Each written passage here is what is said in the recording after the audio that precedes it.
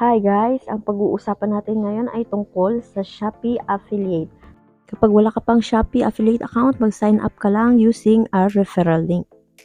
Once nakapag-submit ka na ng application, antayin mo lang ang approval ni Shopee. Kapag approve ka na, ganito ang matatanggap mo kay Shopee. Welcome to Shopee Affiliates Program. Tapos meron dyan nakalagay na how to get started. So sundan mo lang yung mga steps. Click mo lang yung payment information muna.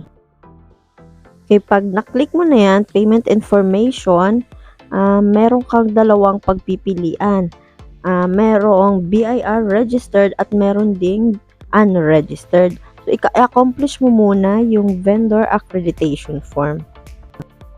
Ang BIR registered ay kapag ikaw ay nakapag-register ng iyong negosyo sa BIR. Samantalang ang unregistered, syempre, ay hindi ka pa nakapag-registered sa BIR ng iyong negosyo. So, since ang online business ko is unregistered, syempre, dito ako mag-fill up sa unregistered. Para sa unregistered, kailangan mo lang ng dalawang valid government ID. Kailangan din validated ang iyong Shopee Pay. And then, ang bago ngayon, kailangan meron ka ng C-Bank account. At kailangan mo na rin ng DTI registration. Okay, once na na-submit mo na ang iyong payment information, kailangan mo lang antayin ang review at ma-approve ang iyong payment settings. Pwede mo itong ma-check sa iyong dashboard sa Shopee Affiliate Dashboard. According dun sa mga napanood ko sa YouTube, minsan daw ay inaabot pa ng 6 months ang approval. So, while waiting, simulan mo na ang pag-promote ng product. So, sa iyong Shopee account, open mo lang yung app, i-click mo yung me o yung account, tapos scroll up mo lang, hanapin mo yung affiliate program. Click mo lang yung affiliate program at mapupunta ka na doon sa affiliate dashboard. Diyan, makikita mo yung home, mga offers, ang iyong collection at iyong account.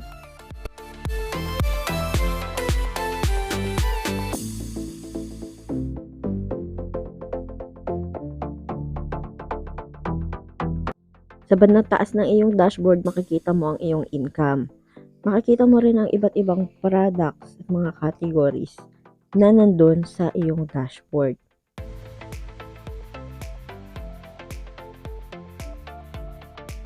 I-browse mo lang yung iyong dashboard at maghanap ng mga products na gusto mong i-promote. Ang kagandahan dito kasi ay makikita mo kaagad yung estimated na commission na maaari mong kitain in a product. Katulad na lang ng product na ito, makikita mo agad kung magkano yung commission mo. So, i-try natin ngayon na pumili ng product na ipopromote.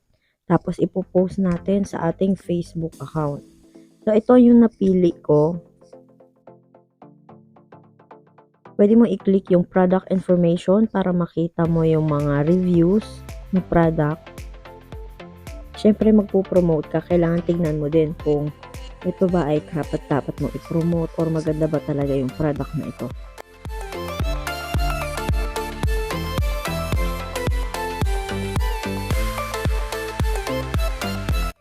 Tinakopy ko na lang din yung ibang images na may mga iba't ibang variant ng products para mai-post ko na din.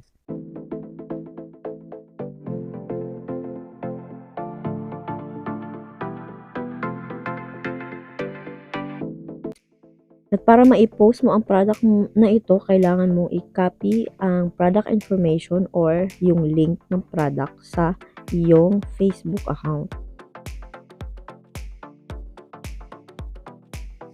Kailangan pala dito ang iyong Facebook page ay mayroong at least 1,000 followers.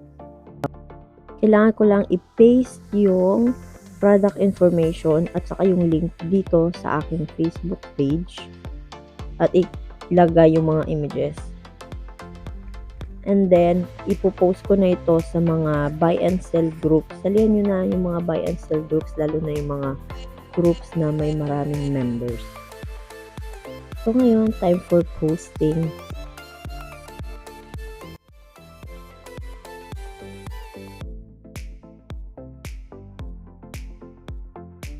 Dito tayo sa aking conversion. Makikita natin dito yung mga commission natin na na-earn sa pagpo-posting.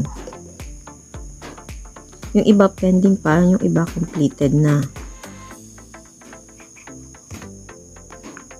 Okay, pag i-click ko dito sa income, ayan, makikita ko na meron akong 113. So, hindi pa siya pending pa ang aking payment kasi inaantay ko pa ang approval. Okay, so yun lang. Post lang ng post at mag-promote lang ng mga products para magkaroon ng commission. So that's it. That's all and thank you.